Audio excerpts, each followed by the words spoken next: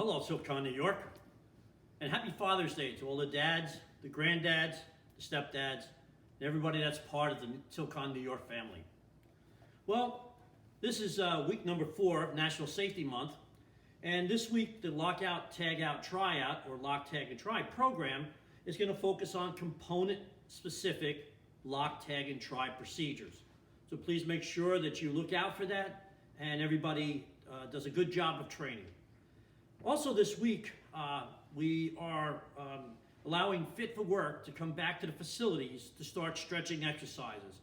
You know, I think we've done a pretty good job over the last couple of months of, social distancing when we're having our toolbox talks and safety meetings. And we're also, everybody's wearing their face masks. We're all kind of spread out. So that's really worked for us. So now it's time to get back to work and doing some stretching before we get out into the work environment. The other thing that we've asked Fit for Work to do for us is they're going to be meeting with all the yellow iron individuals to go through what I call individually fitting the driver for the cab.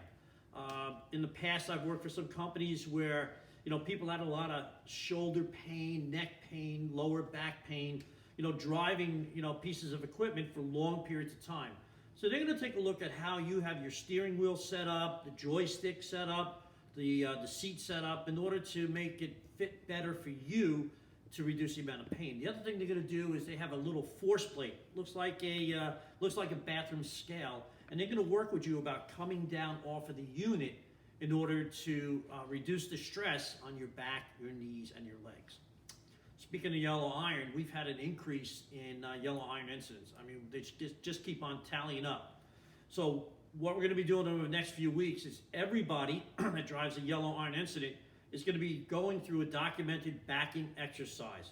This is not putting down anybody that's driving, but we've had incidents of backing with both people that have been experienced drivers for a long period of time and people that are just short-term with us with regards to that.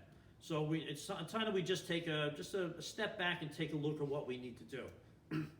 So this week, I want to talk about pinch points or caught in type of injuries. We've had a high percentage of our incidents over 2020 with hands and fingers. So, there's a lot of things that we enjoy doing with our hands. Some of them I enjoy and you enjoy playing golf. Obviously gripping the golf club. Gripping your bat. One of my favorites, gripping a hockey stick. Man, I miss this.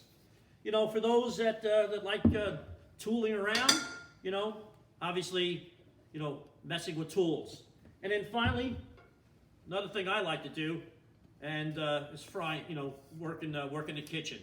So, having the ability to grip with our fingers and our hands is really important. I can tell you, I've gotten clunked with a few of these over my years.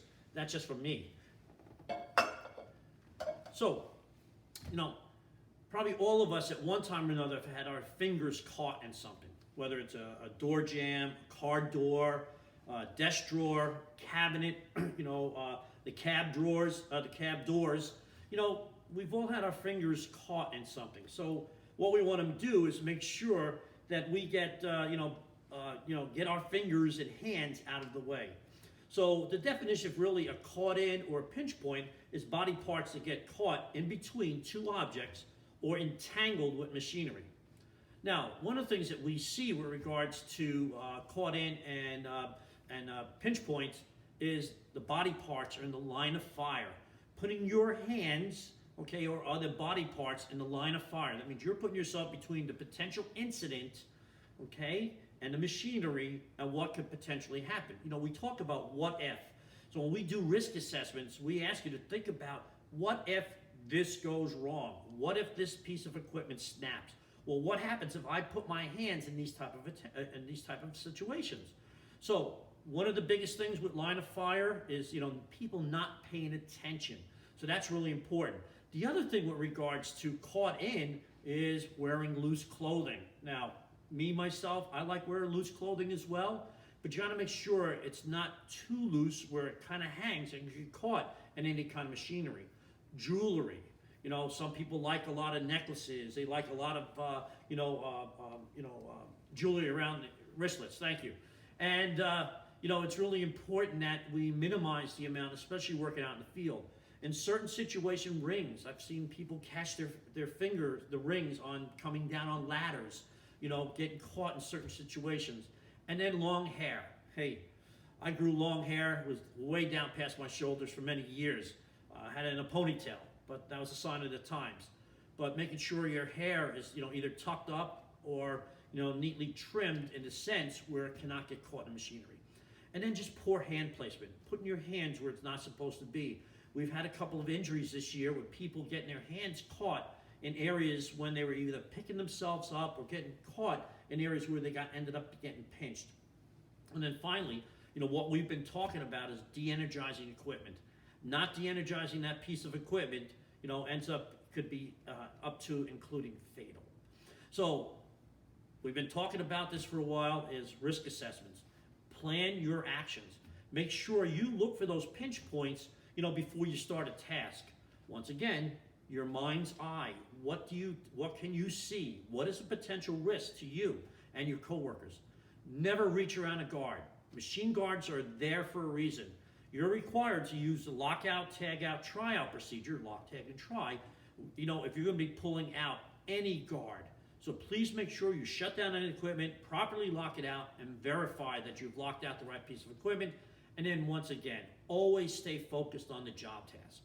So that's what we're talking about this week. Now, the word of the week is kindness. So I always say it starts with me. So only I can control the difference that I make in the world. So, with all the things that are going on, it's important to be kind to one another. First of all, you should be kind to your dads and your grandfathers. I had all the calls from my children and my grandchildren today. It was great to hear their voices. I'm going to be taking the opportunity over the next couple of weekends to go visit my daughters and my grandchildren.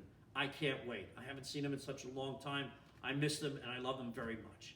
So with all of that, Tilcon, New York, have a safe and prosperous week, and we'll talk to you next week.